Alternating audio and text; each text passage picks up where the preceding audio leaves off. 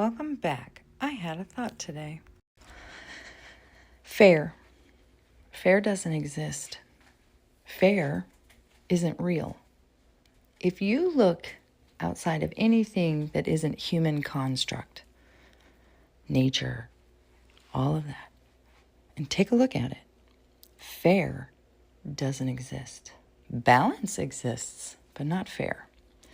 Fair is actually a human word that we made up. We attached this balance and weight to it to make ourselves feel better about things. But I promise you this, the sooner we accept that fair isn't real, the easier our life gets. Because we're going to walk into a situation not thinking fair is going to happen. We're going to walk into a situation knowing that we're going to have to work for whatever we want. So the only thing that can happen in that situation is quite possibly a pleasant surprise of not having to work so hard. So going forward, give yourself a break.